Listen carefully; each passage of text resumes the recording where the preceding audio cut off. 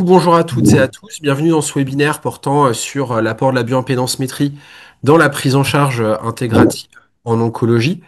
Donc aujourd'hui, on va être sur on a le plaisir et l'honneur de recevoir le docteur Toledano, donc qui est le fondateur de l'Institut Raphaël et oncologue, et le docteur Nathalie Jacquelin-Ravel, donc qui est médecin nutritionniste en Suisse, qui prend en charge également des patients en oncologie.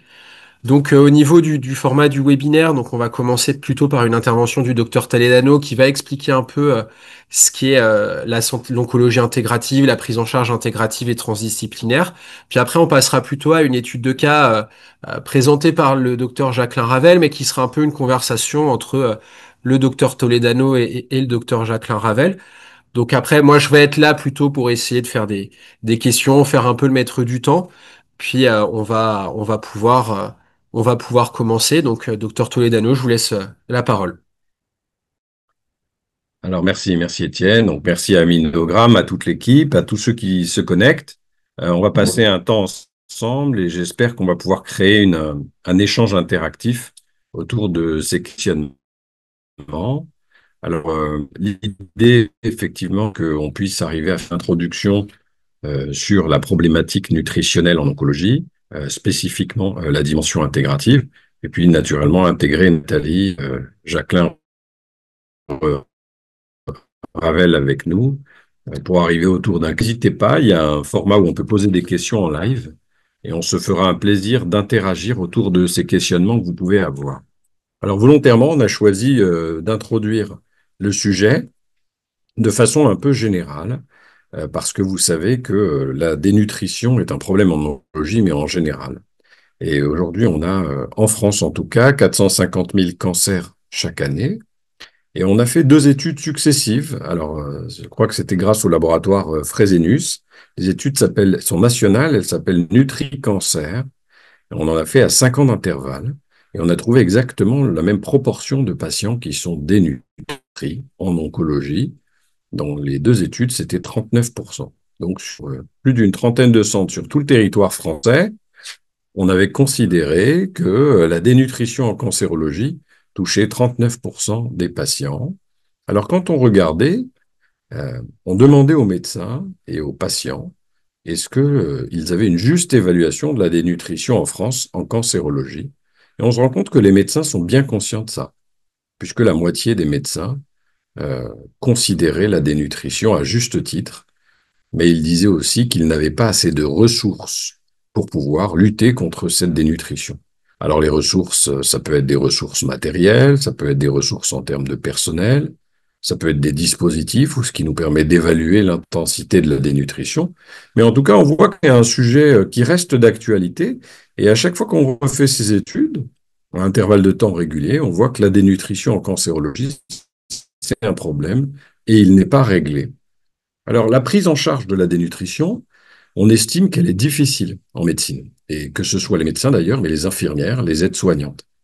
Peut-être parce que beaucoup d'acteurs ne travaillent pas ensemble, et chacun travaille en silo, reste dans son coin, et peut-être aussi parce que la prise en charge de la dénutrition, c'est une problématique complexe, multifactorielle, et qu'on a besoin d'avoir des expertises qui ne sont pas tout le temps à portée de main.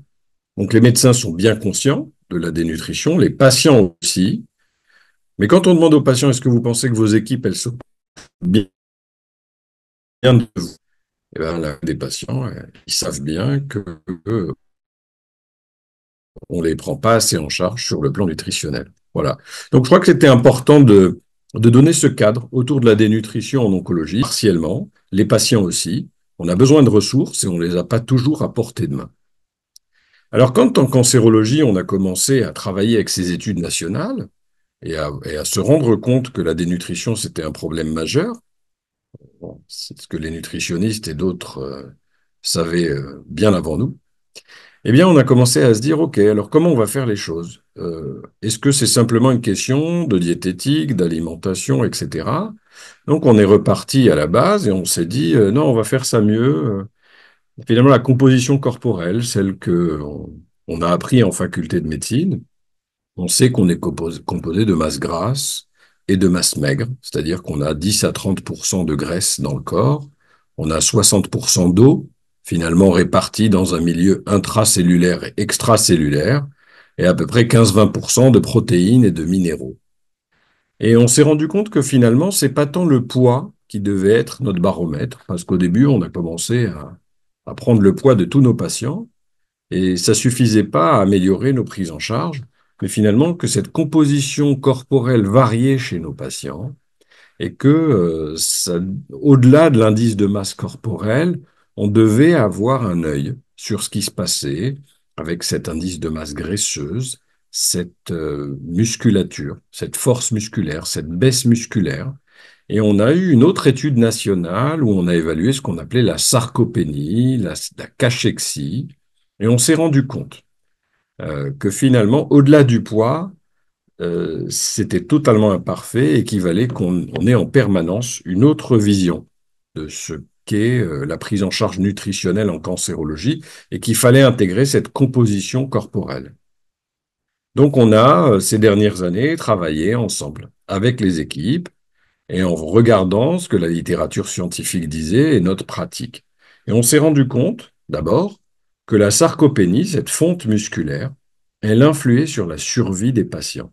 C'est-à-dire que quand vous prenez des patients qui ont des maladies similaires, avec des traitements similaires, ceux qui ont une sarcopénie vivent moins longtemps, et c'est un facteur pronostic indépendant, que ceux qui n'ont pas de sarcopénie. Alors on l'a montré dans tout un tas de cancers, hein, que ce soit des cancers du poumon, c'est-à-dire cette fonte musculaire, en disant que dans un premier temps, on s'est rendu compte que c'était un facteur indépendant de survie des patients. La deuxième histoire qu'on a racontée, c'était que quand il y avait une fonte musculaire, une sarcopénie, ça augmentait la toxicité des traitements, et ce, dans toutes les études. Et on parle aussi bien des traitements de chimiothérapie que des thérapies ciblées. Et on a eu beaucoup de références scientifiques et on s'est dit, mais alors, si c'est un facteur indépendant de survie, si on augmente la toxicité des traitements avec la sarcopénie, et si le dernier pied du triptyque, c'est qu'on augmentait l'efficacité des traitements chez ceux qui avaient une masse musculaire satisfaisante, finalement, le switch, ça a été de dire, on va se soucier de la dénutrition, mais on doit se soucier de la dénutrition et de la musculature et de la fonte musculaire. On ne se contentera pas ni du poids, ni de l'indice de masse corporelle. Et donc, à partir du moment où on doit travailler sur ces thématiques, c'est vraiment le couple entre nutrition, masse musculaire, qui va être déterminant chez les oncologues. Et on a vu apparaître beaucoup de notions comme la densité musculaire qui était corrélée au pronostic, la force musculaire qui était corrélée au pronostic. Donc, aujourd'hui, ce qu'on sait, c'est qu'en cancérologie, on intervient en général beaucoup trop tard dans la prise en charge des patients dénutris. Et on sait que cette dénutrition et la fonte musculaire qui est induite là où on va chercher les énergies, c'est-à-dire dans le muscle, elles étaient prioritaires et un facteur pronostic indépendant. Et donc, dans nos équipes d'oncologie, on a intégré systématiquement les acteurs de la nutrition. Alors, des médecins nutritionnistes, des endocrinologues, parce qu'il y a des phénomènes métaboliques innovants, on étudie l'inflammation, le catabolisme protéique, etc. Mais également tout ce qui est motivationnel et tout le travail musculaire avec les professeurs d'activité physique adaptée, les coachs sportifs, les kinésithérapeutes, les ostéopathes. Donc, on a commencé à dessiner des parcours où on intègre toutes les disciplines autour de la nutrition. Et je voulais aujourd'hui qu'avec Nathalie, on partage autour d'un cas clinique l'utilisation des outils qui évaluent ce qu'on appelle la bioimpédancemétrie. Donc, on va essayer de redire ce que c'est, ce qu'on peut évaluer, la manière dont on peut utiliser, parce que la cancérologie d'aujourd'hui, comme celle d'hier, et pas moins que celle de demain, ça va être de regarder le patient de façon globale, avec une autre vision de ses analyses des masses musculaires et de la nutrition. Voilà, c'était une introduction un petit peu longue, mais je pense que la communauté oncologique a toutes ces notions aujourd'hui.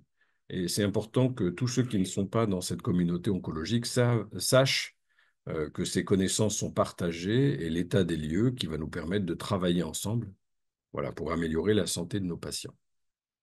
Alors, Étienne et Nathalie, est-ce qu'on peut, avant de passer au cas clinique, rappeler un peu la manière dont on peut mesurer les masses grasses, les masses maigres et ce que c'est que cette bioimpédance-métrie. Alors, je vais m'en charger, ça sera peut-être le plus simple. Alors, pour résumer ce qu'est la bioimpédance-métrie assez rapidement, c'est que ça va être une technique qui va permettre justement d'évaluer la composition corporelle en se basant en fait sur les propriétés de résistance au passage du courant du corps. Pourquoi? Parce qu'on s'est assez vite rendu compte que d'un point de vue biophysique, c'était relié à deux choses, à l'état d'hydratation et à la quantité de membranes cellulaires qu'on avait. Donc à partir de ça, il y a des chercheurs très brillants qui, dans les années 80, en fait, ont créé des équations qui, à partir de la mesure de la résistance du corps humain au passage du courant, enfin, ont créé des équations pour évaluer ce qui va être la masse non grasse, la masse musculaire, l'hydratation, la répartition d'eau intra- et extracellulaire.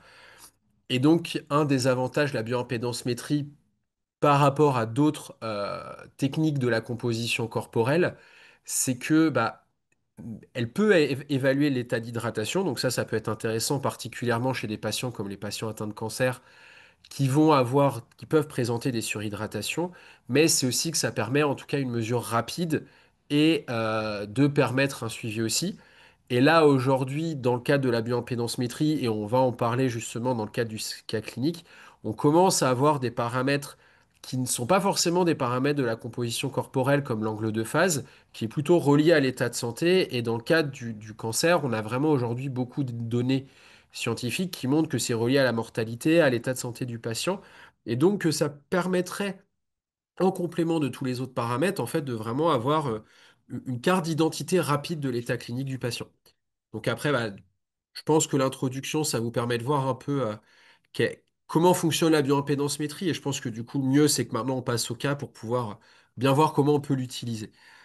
Donc, merci pour cette invitation et cette opportunité de discuter entre oncologues, physiologistes, médecins, parce que je pense que c'est ça l'avenir. Et quand on parle d'intégration, c'est intégrer le patient, mais c'est aussi intégrer nos multiples disciplines pour avoir une vision sous différents angles de spécialité et pour avoir une compréhension interdisciplinaire et globale du patient. Parce que si on travaille en silo, on peut tout à fait mésinterpréter des résultats. Et surtout dans des processus aussi complexes que la cachexie métabolique, où moi, ça fait 12 ans que je travaille là-dessus et que je nourris des patients en oncologie. Et, et j'apprends toujours à essayer de comprendre ce qui se passe avec nos différents marqueurs. Et effectivement, la bioimpédance-métrie, je travaille avec depuis aussi 12 ans et est un élément, je trouve, extrêmement intéressant. Mais ça reste un outil d'aide au diagnostic. Et ça, c'est vraiment important, je pense, à spécifier, c'est que on peut dire des bêtises si on regarde les chiffres absolus et si on ne regarde pas la bioimpédance-métrie à travers le patient, la biologie, la maladie, etc. Donc, il ne faut pas croire des chiffres, il faut les comprendre surtout. Et je crois que ces webinaires sont vraiment importants pour éviter des erreurs et puis surtout bien accompagner nos patients. Donc, le cas clinique que j'ai choisi, alors pourquoi ça passe pas? Attendez. Voilà. C'est une petite dame, enfin une petite, une dame, qui est infirmière initialement, puis après qui a bifurqué, et puis donc, vous voyez, elle a 77 ans, elle mesure 166 cm, elle a 60 kilos quand je la vois, et puis est diagnostiquée en avril 2025 un carcinome épidermoïde au niveau de la langue gauche, donc classé T2, donc N1 avec des attentes ganglionnaires et M0 sans métastase. Et puis, donc, quand je la vois, donc la première évaluation le 28 avril, alors, on fait dans des cancers ORL, nous, notre habitude, entre guillemets, si le patient est d'accord, c'est de poser effectivement de façon prophylactique un abord qui nous permettra de nourrir le patient si il développe ce qu'on appelle une radioépithélite, c'est-à-dire une inflammation au niveau des muqueuses et au niveau des péritumorales qui fait qu'il y aura ou une obstruction ou une incapacité à s'alimenter. Et c'est vrai qu'on n'attend pas que le patient soit dysphagique. Et ça dépend des centres. Il y en a certains qui attendent la dysphagie pour poser la sonde. Et puis, il y a d'autres centres qui posent la gastrostomie. Et nous, là, on l'a posée par voie radiologique, parce qu'on peut aussi la poser par voie endoscopique. Et puis, elle est équipée d'une voie veineuse centrale, PICC-Line, pour débuter le traitement qui va être programmé. Euh, donc, le traitement, c'est une radiochimiothérapie qui va durer en gros de 19, enfin, de 19 avril au 18 juin. Ça, c'est la programmation. Et comme on vous a dit en introduction, notre principal outcome en nutrition, c'est de permettre au patient de recevoir l'entièreté de sa dose de radio et de chimiothérapie, puisqu'on a démontré qu'un patient dénutri, ben, en fait, ne recevait pas l'entièreté avec des interruptions de traitement et avait des toxicités augmentées. Donc, quand je la vois le 7 juin, il n'y a pas de notion de perte de poids. Son poids mesuré est à 60 kilos, correspondant à son poids habituel. Et puis, elle se plaint juste d'une petite dysphagie de grade 1 liée à la localisation de la tumeur, avec une propulsion du bolus alimentaire conservé, si texture bien mâchée. Donc, on peut déjà considérer quand même qu'on a une dysphagie de grade 1, puisque la patiente est obligée de prendre du temps pour mâcher son bolus alimentaire. Et qu'en fait, la déglutition, c'est un bolus totalement mixé. Ensuite, le labo, donc on vous a dit, donc on regarde les prises de sang. Donc au niveau, elle commence déjà avec des paramètres biologiques qui montrent une anémie, une hyponatrémie qui peut être multifactorielle, mais en oncologie, effectivement, souvent, c'est dans un cadre de syndrome inapproprié d'hormones antidiurétiques. Enfin, Et puis, on a démontré que l'hyponatrémie est aussi un facteur de risque à ne pas négliger. On regarde les phosphates, ça c'est pour débuter une nutrition s'il y a besoin, puisque vous savez que si on renutrit un patient dénutri, on va avoir un syndrome de renutrition, donc il est essentiel de regarder le taux de phosphate comme le taux de potassium. Et puis, bien sûr, on va regarder le syndrome inflammatoire avec les protéines de l'inflammation, que sont l'albumine et la préalbumine. Donc ça, c'est l'état des lieux du patient initialement. Et c'est un labo que je répète très régulièrement pour évaluer l'état biologique du patient. Euh, la CRP donc, montre une inflammation chez cette patiente. La préalbumine, qui est un marqueur anabolique protéique et qui a été démontré notamment dans des études aux soins intensifs et autres, qui est le reflet en fonction de l'état du patient et en étant notamment aux soins intensifs, si on est au début de l'hospitalisation ou à la fin, plutôt un reflet de la sévérité de la maladie et peut aussi devenir un reflet des apports caloriques et protéiques. Et l'albuminémie qui est un facteur de pronostic de notre patient, puisque vous savez que si on a une hypoalbuminémie ou une chirurgie oncologique, on a plus de risques d'infection, de durée de séjour aux soins intensifs, de morbimortalité. Donc tous ces marqueurs nous permettent d'avoir, on va dire, un âge physiologique, biologique du patient, en tout cas plutôt un état de fragilité ou de vulnérabilité. Alors voilà la composition corporelle. Alors là, en fait, chaque petit point, alors je pense que vous êtes habitué avec la bioimpédance-métrie Biody Manager. Donc chaque petit point correspond à une mesure. Et puis, donc vous voyez de façon chez cette patiente, moi je regarde surtout donc en fonction des définitions de nos sociétés savantes de nutrition.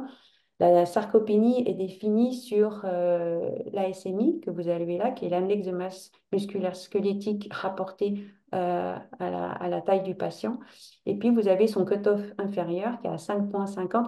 On voit mon curseur bouger ou pas sur l'écran? Non. Si, Oui, si, oui, on le Oui, voit, il n'y ah, a pas de super, oui, souci. c'est d'accord, bon. ok. Alors, donc, vous voyez qu'en fait, cette patiente a un index de masse musculaire rapporté à la taille qui est inférieur à la norme de 5,50. Et donc, on est dans le orange. Et donc, c'est une sarcopénie. Et puis là, vous allez... Alors, il n'y a pas toutes les mesures, mais il y a les quatre dernières mesures. 1, 2, 3, 4, voilà. Les quatre dernières mesures de la bioimpédance-métrie avec son évolution qu'on va discuter au cours du cas clinique. Mais déjà, vous voyez qu'il y a une sarcopénie sur la masse musculaire. Ensuite, ce qu'on va regarder, c'est effectivement aussi l'état d'hydratation du patient, qui va donner un reflet non seulement de l'état d'hydratation, mais de son statut nutritionnel, parce qu'un patient dénutri va avoir une expansion du volume hydrique. Et puis la cinétique que vous voyez ici nous permet de voir effectivement les variations du secteur hydrique du patient. Ensuite, on regarde effectivement la masse grasse plutôt à hydratation constante, qui chez elle est respectée, elle est dans les normes. Et puis ensuite, ce qui est très important, c'est notre fameuse masse sèche hors graisse, pardon, qui va refléter en fait toutes nos protéines de l'organisme et qui chez elle est aussi plutôt, ben, vous voyez, faible avec un écart théorique mesuré à moins 1,44 kg. Donc on a un déficit protéique chez cette patiente. Alors ça, Étienne nous dira plus. Moi, je regarde de loin le contenu minéral osseux puisque la machine n'est pas dédiée pour ça. Mais en tout cas, elle peut quand même nous donner un reflet. Mais ça sera à discuter. Voilà un petit peu vraiment les paramètres que je regarde. C'est la masse maigre sèche et l'indice de masse musculaire. Alors, Est-ce que Nathalie, 2 petites minutes, mhm. j'ai deux questions simplement pour enrichir les discussions. D'abord, dans ton expérience et en règle générale, y a-t-il une sarcopénie qui est liée à l'âge? Bon, ça paraît, mais ça, j'aimerais bien t'entendre. Et ensuite, on parle souvent du poids qui a été longtemps notre baromètre. Est-ce qu'il y a des sarcopénies chez des gens à poids normal ou chez des gens obèses? Alors, donc oui, donc la sarcopénie liée à l'âge existe bien sûr tout à fait, puisqu'on est tous à partir de je ne sais plus quelle année, donc je ne vais pas dire un chiffre, mais on lutte tous pour maintenir notre masse musculaire. Et plus on est âgé, et plus c'est difficile, et plus la composition corporelle, on est fait de plus en plus de masse grasse et de moins en moins de masse maigre, sèche. Donc effectivement, il y a une sarcopénie liée à l'âge. Et dans ce contexte-là, vu qu'il n'y a pas eu de perte pondérale initiale, que la patiente était quand même peu symptomatique et qu'elle me disait couvrir ses besoins énergétiques. On pourrait penser qu'il y a une part de sarcopénie due à l'âge, mais on peut aussi pondérer le fait qu'elle est déjà inflammatoire avec une CRP élevée au diagnostic et puis qu'on sait tous qu'effectivement, l'évolution tumorale va prendre du temps. Donc, ça sera toujours très difficile de savoir quelle est la part liée à l'âge de la part liée déjà à ce qu'on appelle la cachexie oncologique. Et oui, on a des sarcopénies chez les patients obèses qui ne bougent pas. Parce qu'un patient obèse qui bouge, c'est comme si un patient de 100 kilos, il bouge avec un sac à dos de 50 kilos. Donc, on a souvent des très fortes masses musculaires et protéiques s'il bouge. Par contre, s'il ne bouge pas, on peut avoir des sarcopénies chez des patients obèses.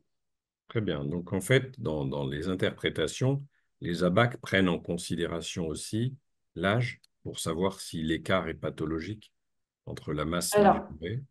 normalement, oui, mais peut-être que Étienne peut Alors, encore mieux et- répondre à cette alors, question. Mais c'est vrai que moi, je travaille beaucoup sur la cinétique, en fait, aussi. aujourd'hui, donc pour la sarcopénie, vraiment qui va être, alors qui est soit liée à l'âge, soit liée à la présence d'une pathologie chronique, on va être vraiment sur aujourd'hui plutôt le rapport masse musculaire sur, enfin la masse musculaire squelettique des membres sur la taille au carré, donc la SMI. Ça aujourd'hui, c'est ce qui est dans les recos, notamment du groupe européen de travail sur la sarcopénie, même si ça commence à être un peu remis en cause et qu'on on voit que ça serait plutôt sur le poids que ça pourrait être intéressant. Après, au niveau de la cinétique, aujourd'hui, ce qu'on voit, c'est que la baisse normale de masse musculaire, elle serait environ de 0,8% par an, à partir de la cinquantaine environ. Donc, Mhm. d'une baisse au-delà de masse musculaire, au-delà de ça, ça veut dire qu'il y a quelque chose de potentiellement pathologique derrière. Et enfin, juste pour compléter au niveau, là, nous, des abacs, c'est plus que ça prend plutôt en compte, en fait, euh, en tout cas pour la masse musculaire, c'est pas forcément lié à l'âge, c'est plutôt lié à un pourcentage de la masse non grasse. Donc après, ça dépend vraiment des paramètres. Enfin, juste pour finir sur l'obésité sarcopénique, aujourd'hui, pour l'obésité sarcopénique, on a une définition qui a été proposée par l'ESPEN et le ASO en 2022. qui dit qu'en fait, au niveau de l'obésité sarcopénique, on a effectivement un déficit de force avec des cut-offs qui sont plutôt adaptés à la population en obésité. Et pour la masse musculaire, on va pas être sur un déficit de masse musculaire en absolu, mais un déficit de masse musculaire sur le poids. En fait, de dire que la masse musculaire n'est pas insuffisante en absolu parce qu'elle reste très élevée. Par contre, elle est totalement insuffisante par rapport au poids. Donc, comme l'a bien dit le docteur Jacqueline Ravel, c'est comme si vous portiez un sac de 50 kilos sur le dos. Et en fait, l'idée, c'est plus que ça va créer énormément de fatigue pour la personne. Et du coup, on va créer le même phénotype que chez des personnes en sarcopénie. Donc là, on est vraiment sur ce type de paramètres si on parle d'un point de vue mécanistique au niveau physiologique. Très bien, ben, Alors, donc, l'évaluation du statut nutritionnel et métabolique montre effectivement pas une perte de poids en valeur absolue significative, mais on a déjà la présence d'une sarcopénie avec des index FFMI et ACMI qui sont inférieurs au cutoff. Pour le moment, la patiente a des apports nutritionnels péros estimés à des portions complètes et en texture normale. Et puis, donc, cette patiente avait choisi d'être enfin, on l'a hospitalisée parce qu'elle avait un lourd traitement et était seule à domicile. Donc, et était plutôt éloignée du centre. Donc, pour lui éviter des allers-retours avec un traitement qui était lourd et une patiente seule à domicile, on a effectivement choisi de l'hospitaliser pour le traitement. Au fur et à mesure de l'hospitalisation, la dysphagie de grade 2 arrive. En général, elle arrive au bout de 15 jours, 3 semaines, enfin, en gros, hein, grosse fourchette. Après, ça dépend des facteurs de résupation, si effectivement il est fragile à la base, s'il fume, l'atteinte ganglionnaire, si elle est bilatérale ou pas, etc. Donc, la dysphagie va arriver plus ou moins tôt. En général, elle arrive à partir de la deuxième semaine. Et là, la patiente, très rapidement, n'arrive plus à manger. Enfin, les apports sont estimés à moins 25%, enfin, à 25% des apports habituels. Et on met en place la nutrition entérale. Bon, ça, c'est notre protocole GPR avec au début de l'eau et de la nutrition. Et puis, on y va doucement. Bien sûr qu'on avait corrigé l'hypophosphatémie que vous avez vue initialement avant de débuter la nutrition.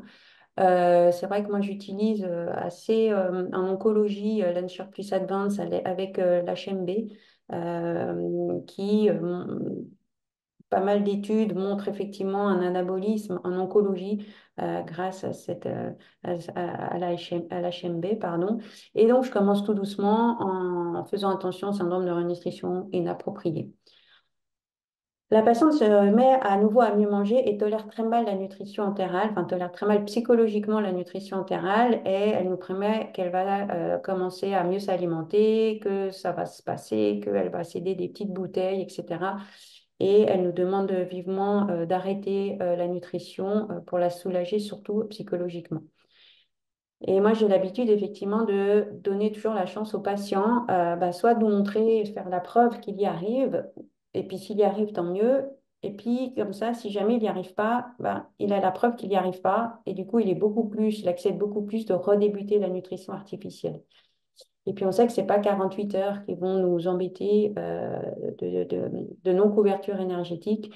Donc pour avoir une compliance importante pour toute la suite du traitement, j'aime bien démontrer aux patients si c'est lui qui a raison ou si c'est nous qui avons raison. Mais en tout cas, après, on sait, on a des bases solides pour après continuer ou pas le traitement. Donc, on stoppe la nutrition le 1er mai.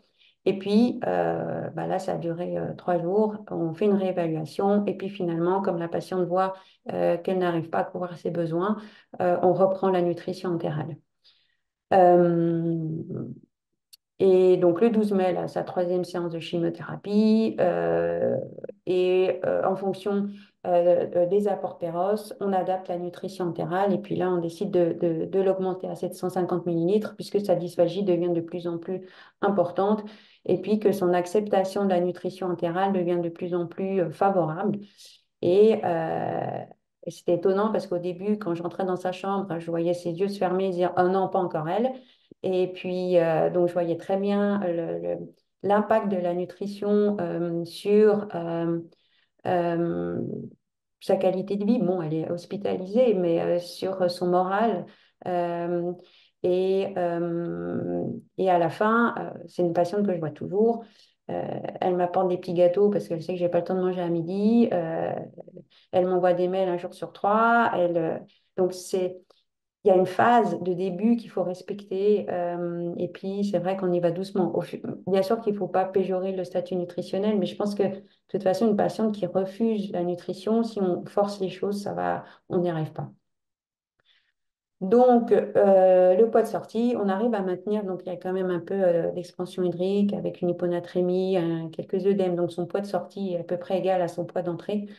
Et elle rentre à domicile avec mon réseau de nutrition artificielle qu'on a mis en place, le home care, l'OSAD, et avec une patiente qui va être vue matin et soir par les infirmiers, car elle ne souhaite pas être proactive dans son branchement de nutrition entérale. Donc, courant juin, elle n'est plus capable de s'alimenter, aucun apport solide, dysphagie grade 3. On est toujours en nutrition entérale avec les apports que vous voyez, avec un traitement algique, fentanyl, Effentora. Elle est extrêmement algique, hein, ces cancers au niveau de la langue sont vraiment très, très douloureux. Elle est à domicile toute seule, avec passage des infirmiers très régulière. Et je refais une mesure de bioimpédance-métrie qui montre en fait un angle de phase qui chute, une baisse de 1,15 kg de masse maigre sèche et une perte de 3,28 kg de masse grasse. Que j'avais un petit peu anticipé parce que je savais que je ne couvrais pas tant les apports estimés. Je n'ai pas de calorimétrie indirecte à l'heure actuelle. Donc, je me base surtout sur les labos, les bioimpédance-métrie, l'état clinique pour savoir si je suis à cible, puisqu'on sait que 70% des formules sont fausses pour calculer nos besoins énergétiques et protéiques des patients. Et puis, bah, vous voyez que la patiente, elle fait plus d'eau, moins de masse et qu'elle se dénutrit malgré une nutrition entérale à domicile. Au niveau sanguin, elle développe des toxicités de sa chimio avec une anémie. Elle a toujours cette hyponatrémie. Elle a toujours ce syndrome inflammatoire. Par contre, la préalbumine reste tant bien que mal assez alignée, sans insuffisance rénale, parce que vous savez que pour interpréter une préalbumine, il faut quand même savoir l'interpréter sur son syndrome inflammatoire. Et s'il y a une insuffisance rénale, vous avez une préalbumine faussement élevée, puisqu'elle est éliminée par le rein. Donc, conclusion, la patiente présente une dénutrition sévère associée à une dysphagie de grade 2 sur une radioépithélite post-radique avec une anémie sévère. La chimiothérapie est pourtant terminée le 10 juin et on est le 17 juin et sa radiothérapie a été terminée le 18 juin. Et vous savez que la dysphagie peut rester un certain temps, même après l'arrêt des radiochimios, avant de s'améliorer tranquillement. Et on a juste, avant de petites minutes, donc pour apporter un éclairage à ceux qui n'ont pas l'habitude de ce profil de patient, euh, il y a aujourd'hui des techniques de radiothérapie qui nous permettent d'arriver à diminuer les risques d'irritation des muqueuses. Puisque finalement, c'est ces douleurs de muqueuse, ces mucites invalidantes qui, en plus de gêner parce que le goût a changé, la muqueuse est irritée, il y a de la douleur, et donc ça provoque de la dénutrition. Donc les techniques de radiothérapie, il y a 20 ans, quand on faisait de la radiothérapie du cou, les gens étaient très rouges avec des coups délabrés, etc. Et maintenant, au lieu de passer par 2 faisceaux de part et d'autre du cou, on a des centaines de faisceaux, on module l'intensité, on arrive à faire de l'épargne. Et donc, c'est vrai que les radiothérapies sont mieux tolérées. Néanmoins, elles sont toujours aussi fatigantes. L'autre observation, c'est qu'on a commencé avec une hémoglobine à 7,8 et on finit avec une hémoglobine à 7,8, ce qui est très atypique. Il faut chercher un saignement. Et donc, il y a une indication de transfusion. Donc, passer une radiochimiothérapie pendant 1 mois et demi sans transfuser, en sachant que l'hypoxie, c'est un facteur de radiorésistance. Donc, une patiente fatiguée avec une anémie de ce type, ça se transfuse. On ne peut pas avoir 7,8 tout le temps. Mais ce que je voulais dire aussi, c'était que nos diététiciennes dans l'équipe de radiothérapie, on leur a donné un outil innovant qui est la photobiostimulation. Alors, qu'est-ce que c'est? Ce sont des lasers de basse énergie qui ont une action anti-inflammatoire et cicatrisante. Et donc, chaque semaine, dans le service de radiothérapie, nos diététiciennes, elles font des séances où elles traitent la radiomucite avec la photobiostimulation et en même temps, elles donnent le conseil nutritionnel. Et donc, on a un programme de recherche sur cette thématique et on a remarqué que la dénutrition était moins sévère. Et donc, les patients qui perdaient autrefois 6-8 kilos pendant un traitement perdent moins de 2 kilos. En masse musculaire, en fatigue, c'était mieux. Et qu'un patient mieux nourri ou moins dénutri, en tout cas, cicatrise plus vite.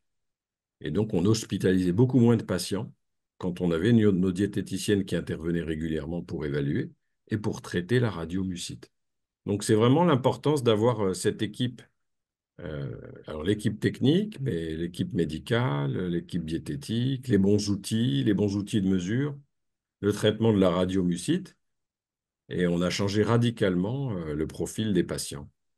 Alors, pour un cancer de la langue, vous savez que les gens ont mal quand ils déglutissent, et que la morphine à haute dose n'est pas forcément bien tolérée.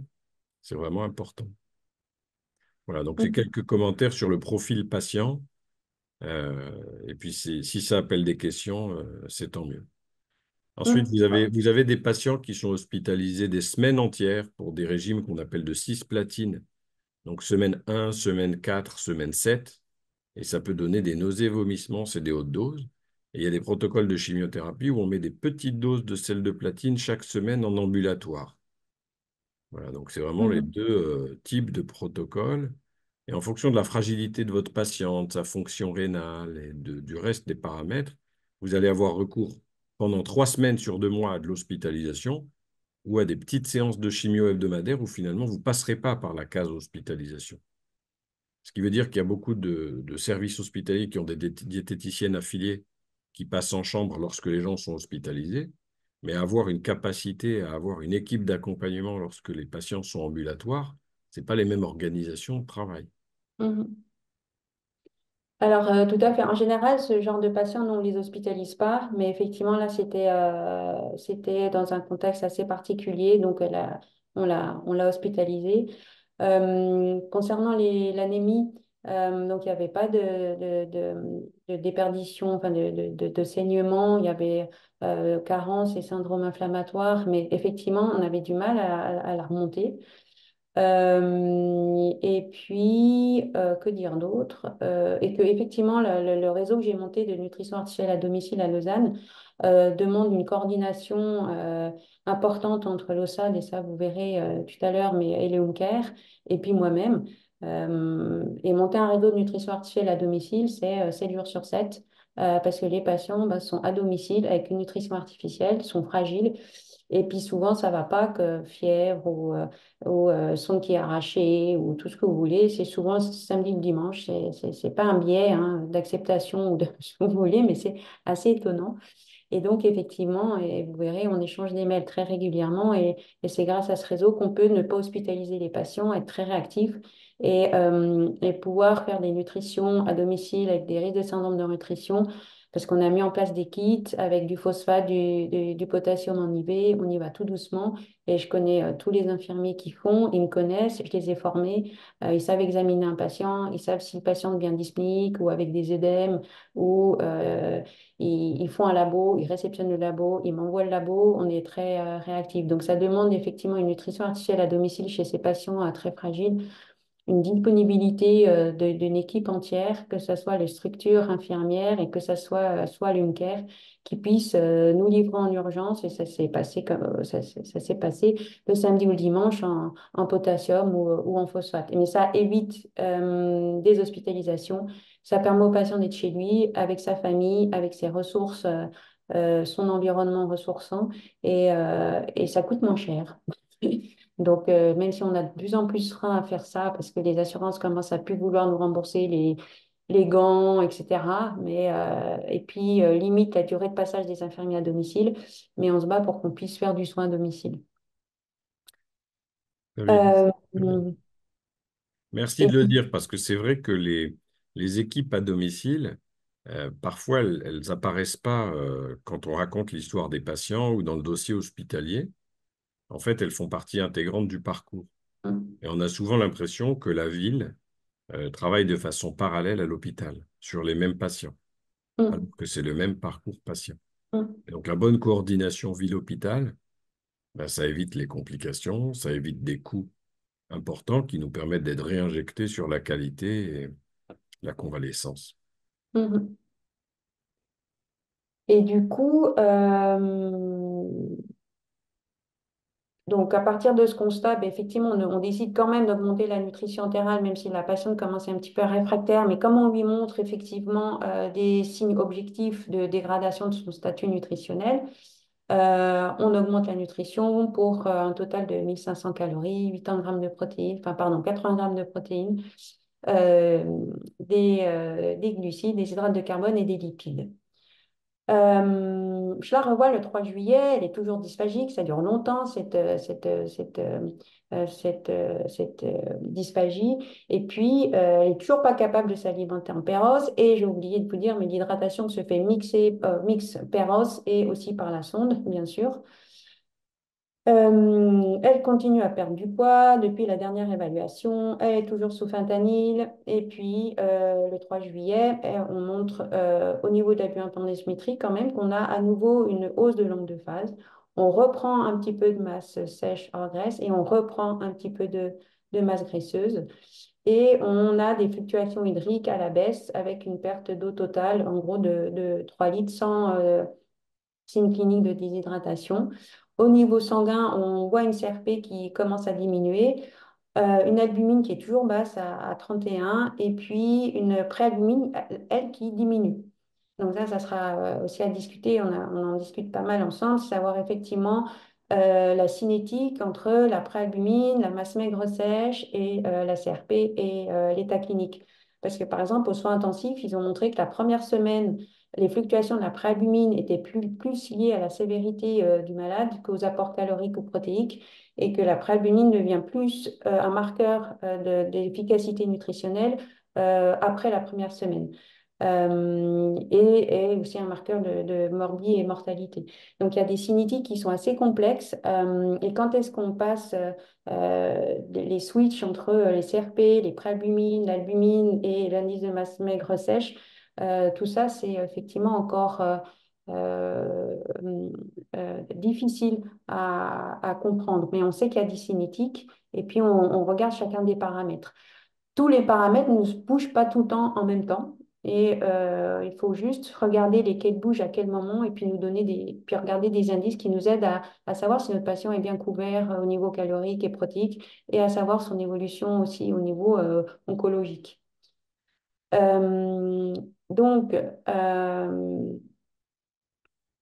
la patiente donc, présente à nouveau donc, une dénutrition sévère associée à une dysphagie, avec, je crois que de mémoire, l'anémie était quand même, parce que j'ai revu le cas clinique en me disant, mais c'est pas possible qu'on ait laissé une anémie à 78, c'est bien de revoir des cas cliniques, parce que quand on est dans la tête de guidon, parfois on passe à côté de choses, et quand on retraille les cas cliniques, on se dit, mais au fait, qu'est-ce qui s'était passé?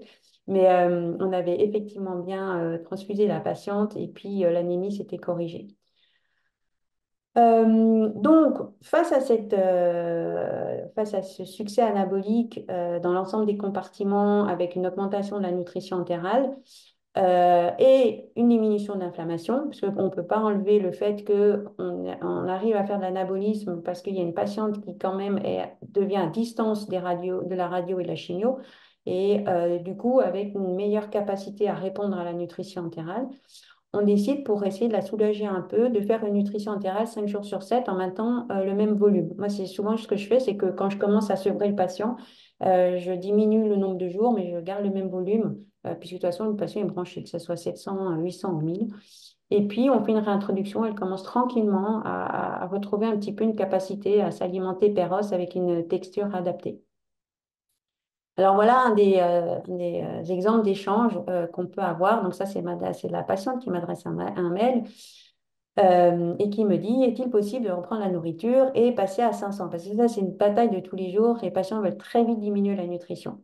Je vous remercie de votre réponse, etc. Donc moi, euh, ça, c'est l'OSAD qui me permet aussi de voir dès qu'il y a un incident. En fait, la sonde, elle présente des fuites au niveau de la GPR, malheureusement, et on a une complication. Pourtant, la fistulisation s'était bien passée, mais voilà, là, ça se passe mal. On a des fuites au niveau de la sonde. Et puis, au niveau de l'embout, donc la patiente ne veut surtout pas changer la sonde. Et si on l'enlève, elle ne veut pas qu'on la repose. Donc, la structure à domicile commence à mettre des scotch et tout ça pour qu'on puisse passer la nutrition, parce qu'on essaie encore de maintenir la sonde à domicile. Et ça, c'est aussi l'OSAD. J'ai plusieurs emails avec la patiente. Elle mange encore très peu, mais elle est épuisée. Si elle arrive à prendre 2 suppléments nutritifs oraux par jour et la guider avec une alimentation, cela pourrait marcher. Et donc, moi, je réponds effectivement que, on peut tenter parce qu'en fait, j'avais reçu beaucoup de mails de la patiente, de l'OSAD, quasi tous les jours, où c'était une lutte de tous les jours de maintenir la nutrition entérale, d'autant plus qu'on avait des complications de fuite de sonde. Euh, la patiente qui me répond, donc ça, je suis en vacances, elle me dit, je fais mes smoothies aux fruits, amandes moulues pour la viande mâchée, quelle protéine boire pour avoir plus de force, je sors tous les jours pour maintenir mes muscles. Je vous remercie d'avance pour votre réponse.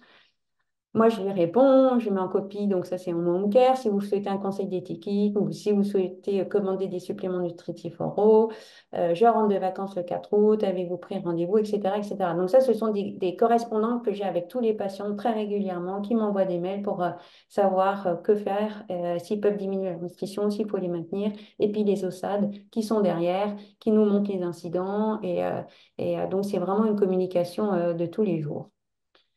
Ça, c'est l'évaluation de l'OSAD avant la consultation parce que j'ai mis en place des protocoles et des processus. Donc, tout avant chaque consultation, l'OSAD m'envoie un rapport, une évaluation, on fait un labo. Et quand je vois le patient, en fait, j'ai tout. J'ai le labo, j'ai l'évaluation de l'OSAD et du coup, moi, j'ai la patiente et je peux travailler. Donc, madame est confortable, reprend peu à peu son activité, elle est orientée dans tous les modes, parce qu'évidemment, il y a toutes les constantes et autres. Bon moral exprimé, car pas bien à ressortir, voir des connaissances, fait ses courses. Elle fait des balades régulièrement afin de couvrir, on avait discuté des 1000 pas par jour et autres, reprend du tonus musculaire. L'ensemble des paramètres sont en ordre, la pyrétique, pas de dyspnée, pas d'OMI. Son carcinome, enfin, ils disent son carcinome, mais voilà, elle est moins algique. On diminue le fentanyl. Au niveau de l'alimentation, elle grignote un peu pendant toute la journée. Elle ne fait aucun repas à table. Elle mange en se rappelant qu'elle est toute seule à la maison. Petite quantité plusieurs fois dans la journée, car l'appétit est toujours difficile. Elle se fait des plats préparés par un traiteur. Il est prévu des suppléments nutritifs 2 fois par jour, mais elle parvient à en prendre qu'un seul et son poids est en base depuis l'arrêt de la nutrition, moins 4 kilos. Mais se stabilise depuis la dernière semaine. Donc voilà, moi j'ai l'évaluation de l'OSAD avant que je voie la patiente, dont je prends connaissance avant. Donc ça c'est son transit, son hydratation, etc., etc., son sommeil. Donc on évalue vraiment tout. Si elle se déplace, si elle mange, si elle dort, si elle a des douleurs, etc., etc. Euh, mais madame est satisfaite de l'évolution de son état de santé depuis l'arrêt de la chimio et surtout de la nutrition entérale. Donc, quand je la vois, moi, elle a perdu quand même 4 kilos. Donc, ça, c'est le 11 août. Mais elle me dit elle est mieux.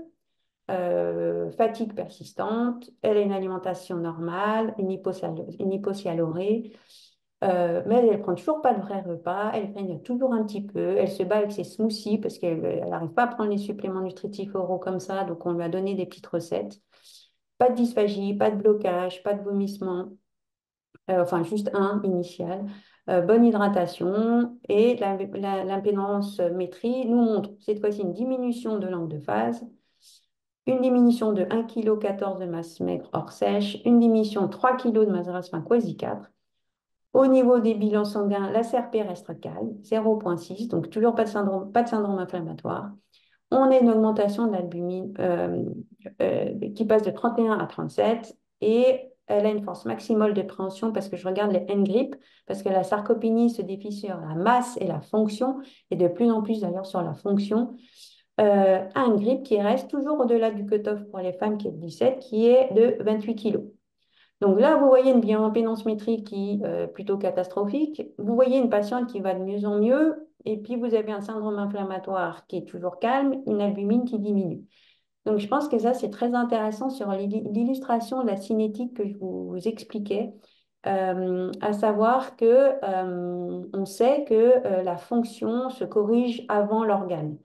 Et c'est pour ça que c'est important d'évaluer cette bioimpédance-métrie au milieu d'un environnement biologique, au niveau d'un environnement fonctionnel, savoir si la patiente sort, comment elle se sent, et d'un environnement clinique. Parce qu'on peut avoir pas forcément tout qui s'aligne en même temps. Et la cinétique est vraiment importante. Mais bon, c'est sûr que quand on voit la perte de masse protéique, on n'est quand même pas très content parce que, elle va quand même mettre du temps à la reprendre. Mais voilà, je trouve ce tableau assez intéressant parce que il faut comprendre que tous ces marqueurs, quoi en faire et quelles décisions prendre. Je la revois en septembre. Donc, vous passez, voilà. Vous voyez que l'angle de face se maintient. Donc là, il a arrêté de chuter. Le poids se stabilise. La masse maigre est restée stable. La CRP reste tout le temps calme. L'albumine remonte aussi, qui est un facteur prédictif de mortalité. La préalbumine, elle reste un peu à la baisse. Et puis, tac, tac, tac. Voilà. Donc, face à ça, vous avez effectivement une patiente qui va mieux, puisque la bioimpédance-millimétrie nous montre une stabilité de ses compartiments. On a un syndrome inflammatoire qui reste à la baisse. On a une patiente qui va mieux, qui se mobilise, qui mange de plus en plus. On a une albumine qui remonte et on a toujours une préalbumine un petit peu à la baisse. Là, j'avoue que je ne comprenais pas encore pourquoi on arrivait à une préalbumine qui reste encore qui reste faible, malgré tout le reste des indices qui étaient plutôt favorables. Bien qu'on n'arrive pas quand même à prendre une masse maigre sèche, hein. Donc peut-être qu'on est encore limite en termes d'apport calorique et protéique. Et que peut-être que en fait, elle va mieux parce on a à distance des radiochimios, on a à distance d'une inflammation, mais qu'on est peut-être toujours limite au niveau des apports. Donc, conclusion, bien, effectivement, la partie intégrative et le suivi nutritionnel des patients en oncologie implique, pour être efficace, une anamnèse, un examen clinique, une évaluation du statut nutritionnel par bioimpédance-métrie et NGRIP, j'aurais dû rajouter, un examen des paramètres biologiques et surtout une implication des équipes de nutrition artificielle à domicile, particulièrement dans le cas de nutrition entérale et parentérale. Et ça, je crois que toute seule, je ne ferais Mm. rien. Donc, c'est vraiment important d'avoir une équipe qui sait ce qu'elle fait. Et tous les jours, on forme les nouveaux infirmiers, parce que nous aussi, on a un turnover des infirmiers, pour savoir ce qu'elle fait et qui donne du sens. Et tous les infirmiers qui travaillent avec nous dans le service de nutrition à domicile, ben, ils ont des liens avec les patients qui ont des cancers, qui leur offrent un petit café. Enfin, c'est plus qu'un lien infirmier. C'est vraiment, au début, les patients sont très réfractaires à la nutrition artificielle à domicile. Et en fait, quand ils voient que ça maintient un lien humain avec des équipes qui passent tous les jours, le fait qu'ils sont plus obligés de manger quand ils ont mal, quand ils sont inappétents et que l'alimentation devient un cauchemar et que la nutrition artificielle bah, les maintient à domicile, leur permet de manger que plaisir et que ça permet d'avoir des liens avec les infirmiers et nous, bah, à la fin, en fait, ils sont tout à fait, comment, pas reconnaissants, mais ils ont compris le travail qui est fait. Et à chaque fois, quand on arrête la nutrition et qu'on les voit plus, on les revoit souvent pour venir nous dire bonjour. Et si on peut rajouter, si tu es OK, Mhm, puisqu'on parle d'équipe, alors en fait, il y a dans l'équipe, naturellement, la majeure partie des patients qui ont des séquelles fonctionnelles ou esthétiques, quand c'est sur la tête et le cou, il y a beaucoup de déprimes et de dépressions. On a à mhm, peu près 30% des patients qui font des dépressions. Et quand ce n'est pas des dépressions vraies, 80% sont fatigués et la déprime, c'est vraiment plus de la majorité. Et donc la prise en charge psycho-émotionnelle va être importante. Donc quand bien même on va être focalisé sur nos paramètres sanguins de bioimpédance-métrie, il faut parler aussi de cette prise en charge psycho-émotionnelle pendant le traitement. Ensuite, on parlait effectivement du muscle. C'est important d'avoir l'apport calorique, mais il faut aussi la reprise de l'effort, le goût de l'effort. Et donc, les kinés qui entrent dans la partie, tout comme les profs d'APA, d'activité physique adaptée, font aussi partie de l'équipe, tout comme les médecins de la douleur, parce que c'est vrai que tout le monde n'a pas la même tolérance à la morphine. Puis que quand tu as des problèmes morphiniques, ça a souvent des troubles du transit, des grattages, etc. Donc, il y a les infirmières en pratique avancée. Donc, finalement, tout ça, c'est pas pour faire une liste, mais c'est pour inciter chacun à regarder vers ce dans quoi il est expert. Et c'est vrai qu'aujourd'hui, on a un champ d'expertise important sur la nutrition, avec des outils très intéressants que tu nous as montrés. Mais on a aussi besoin d'avoir autour du patient une équipe qui travaille ensemble et d'intégrer des dynamiques différentes. Parce que si on veut que le patient refasse du muscle, ressorte de chez lui, minimiser les arrêts de travail quand c'est des gens en âge de travailler, bon là, elle est retraitée, mais on a vraiment besoin d'intégrer toutes ces dimensions. Et puis, on a vu aussi l'importance de pouvoir monitorer, je dirais, ce travail musculaire, cette force musculaire, cette composition corporelle, et de ne pas se contenter du poids et de la perte de poids pour arriver à accompagner notre transformation. Voilà, Oui. donc on est presque, on peut peut-être prendre une ou deux questions, une réflexion autour de ce cas clinique et un des cas cliniques où on va utiliser la prise en charge nutritionnelle de façon la plus aboutie. Et Alors, j'ai oublié de dire, mais oui, nous, on a aussi, on fait systématiquement physiothérapie accompagnée pour la pré-réhabilitation, réhabilitation. Et puis pour l'aspect psycho-émotionnel, moi, je me suis formée en hypnose médicale, donc je veille à saupoudrer les consultations de mots bienveillants et de voir comment il va.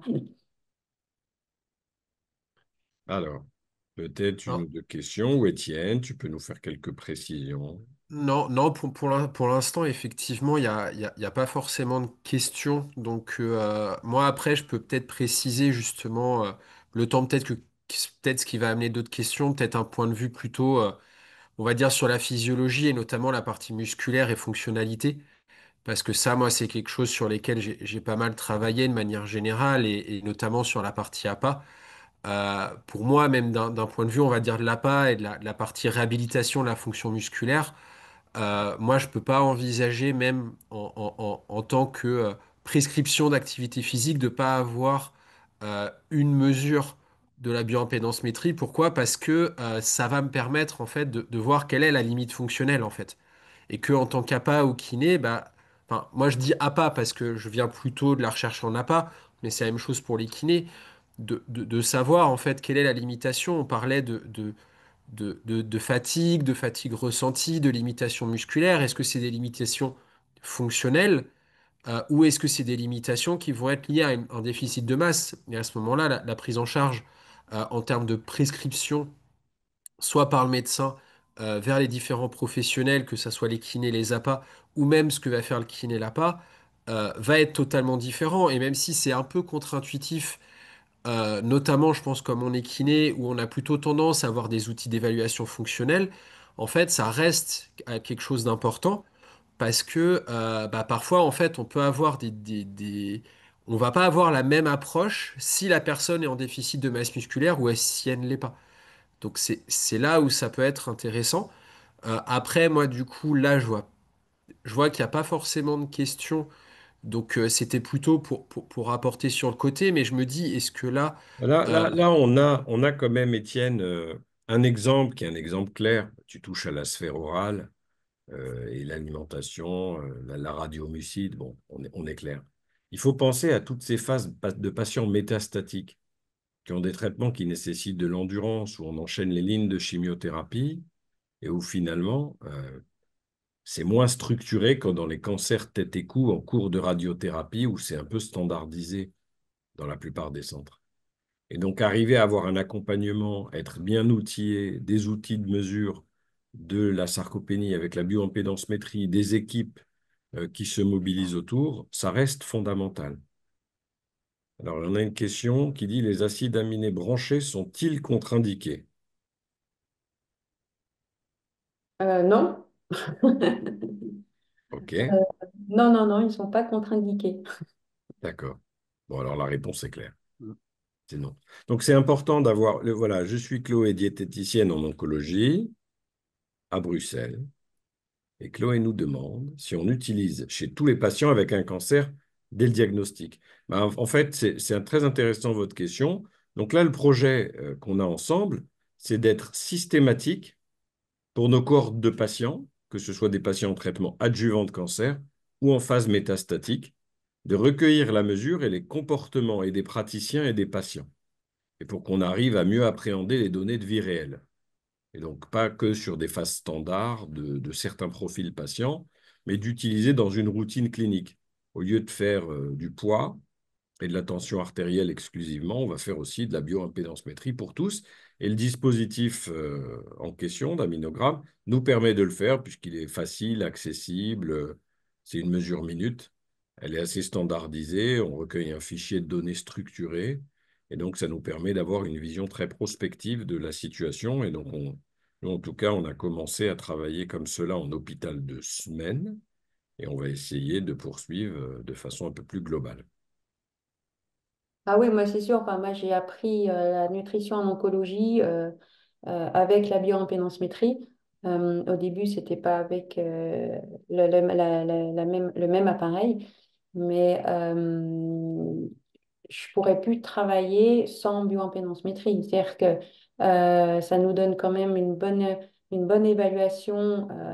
Si on a des bonnes connaissances, j'insiste, faut pas interpréter une bioimpédance-métrie que sur des chiffres.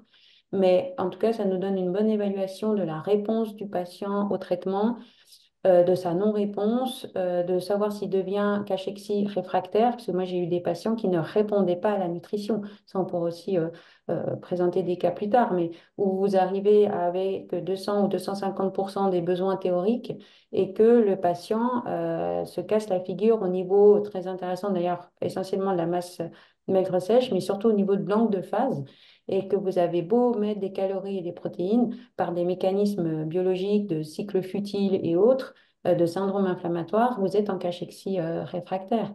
Et puis surtout l'évaluation aussi hydrique, c'est-à-dire que le poids me dit, c'est le dessus de l'iceberg. Je dis, quand les patients me disent ça va, j'ai pris du poids, je dis attendez, je fais la mesure, après on discute. Parce que ça peut, des patients qui ont de l'acide, qui ont des fluctuations hydriques extrêmement importantes en oncologie, on ne peut pas interpréter un poids. Sinon, des patients qui ont de l'acide, typiquement, quand je les vois, ou même en, en dialyse, mais ce n'est pas le sujet, mais des patients qui ont de l'acide en oncologie, on voit très bien, je les vois après ou avant ponction, pour me permettre de mieux interpréter la bioimpédance-métrie, parce que quand ils ont 5 litres d'eau et qu'après ils ont plus 5 litres d'eau, que vous voyez très bien la bioimpédance-métrie, d'ailleurs c'est très joli, après ponction d'acide, ben, vous voyez si l'angle de phase fluctue ou pas, puisque l'angle de phase est une mesure purement électrique et ça nous donne vraiment une bonne, un bon tableau du patient, en tout cas de, sa, de ce qui se passe au niveau, en tout cas je pense, métabolique, physiologique, si on la comprend mieux. Bon. Et donc, ben voilà, donc on a effectivement dépeint un peu le tableau clinique idéal où il faut utiliser ces outils de bioimpédance-métrie et avoir accès à une prise en charge nutritionnelle, mais pas que, à toute une équipe de remise en activité physique adaptée et de cohérence dans le parcours. Voilà, donc on arrive au bout de notre heure de webinar. S'il y a une dernière question, on prend. On voudrait remercier Aminogramme, toute l'équipe. Mhm. Merci beaucoup Voilà, pour le merci, en travail. remerciant. Mhm. Voilà. Étienne, tu veux le mot de la fin? Bah, du coup, c'était le mot de la fin. Moi, c'était aussi pour remercier l'Institut Raphaël parce que alors, le public le voit pas forcément, mais on est, comme le docteur Toledano en parlait, on est en train de monter un projet de recherche autour de cette prise en charge intégrée et de vous remercier en fait de nous avoir accueillis dans les locaux, etc. Et alors, je sais pas si, alors je vois qu'il y a une dernière question ou si jamais vous voulez présenter succinctement un peu l'Institut Raphaël pour ceux qui ne connaîtraient pas comment il fonctionne, etc. Oui, alors simplement pour dire qu'en fait, tous les patients vont intégrer un parcours d'accompagnement coordonné qui va être orienté vers la nutrition, les émotions, l'activité physique, le bien-être et le retour à l'emploi. Donc on offre les soins, on les évalue pour montrer que quand on s'occupe globalement des gens, c'est mieux que si on s'occupait que de la maladie. Et donc on a offert en 7 ans 125 000 soins à 6 000 patients en montrant qu'en s'occupant des gens, on diminue le taux de dépression de 60%, le sentiment d'isolement, les troubles du transit, les troubles du sommeil. Donc, il y a 90 soignantes, 40 disciplines. Alors, vous avez parlé effectivement diététique, nutrition, mais sophro, sexo, psychologue, nutrition, enfin, l'ostéopathie, les arts-thérapies, le shiatsu, le reiki, etc. Et l'idée, c'est de passer d'une médecine centrée sur la maladie, ce qui est le cas hein, dans notre oncologie, notre belle un beau système accessible et solidaire, à une médecine centrée sur l'individu et son projet de vie. Et donc, on a décidé d'intégrer toutes ces dimensions au parcours d'accompagnement, alors que ce soit la phase de pendant le cancer ou après cancer, mais également maintenant toutes les maladies chroniques, pour les enfants, pour les aidants. Donc voilà, l'Institut Raphaël en quelques mots. Et c'est vrai que c'est tout à fait complémentaire avec les prises en charge médicales. On n'est pas en train de parler de prise en charge parallèle. On peut faire de la bonne médecine et s'occuper des patients et de la maladie. Voilà. Alors, pour se former, des conseils pour se former en oncologie, s'il vous plaît. Donc, vous avez, c'est une très jolie question. Il y a des formations en santé intégrative aujourd'hui qui existent sur 48 heures, où on a les bases de l'oncologie. Alors, ça va être la posture thérapeutique, mais ce que c'est qu'un traitement, un parcours d'accompagnement, une chimiothérapie, de la chirurgie, et arriver justement à intégrer toutes ces dynamiques d'accompagnement qui sont autour du patient. Voilà. Alors après, il y a tout un tas de formations qui peuvent exister plus ou moins scientifisées, mais ce qu'un soignant paramédical doit savoir pour s'intégrer à un parcours patient avec une cohérence dans le discours, comprendre la complexité d'une phase métastatique ou adjuvante, ce que c'est qu'un traitement, est-ce qu'il y a des traitements qui font tomber les cheveux, pas les cheveux, ça peut se faire assez vite lors d'enseignements structurés. On n'a pas besoin de il y a des diplômes universitaires et des formations un peu plus larges, mais voilà.